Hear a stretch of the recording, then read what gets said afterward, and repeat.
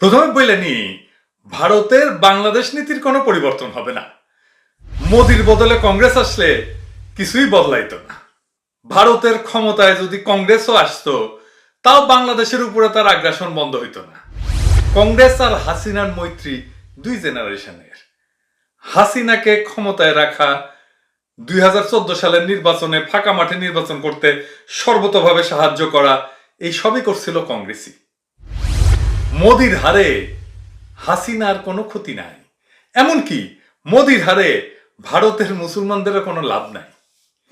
বাবরি মসজিদ যখন ভাঙা হয় তখন কংগ্রেসই ক্ষমতায়, কিছুই করে নাই বাবরি মসজিদ রক্ষা করতে। বাংলাদেশের চারপাশে কাঁটাতারের যে বেড়া দেওয়া হয়েছে না, কংগ্রেসের আমলে হয়েছে। ফেলানিকে যখন মারা হয়েছিল তখন কংগ্রেসই ক্ষমতায়। ফারাক্কার পরিকল্পনা করে নেহেরু, চালুও হয় ইন্দিরা গান্ধীর সময়, তিস্তা ব্যারেজ করে ইন্দিরা গান্ধী। আমাদের সামনে একটাই পথ খোলা, ভারতে যেই ক্ষমতায় আসুক আমাদের ভারতীয় আগ্রাসন বিরোধী আন্দোলন বাংলাদেশে চলমান রাখা, ভারতীয় পণ্য বয়কটকে সারা দুনিয়ায় ক্রমে ক্রমে প্রবল করে তোলা, ভারতকে বাধ্য করা আমাদের সাথে নেগোশিয়েট করতে।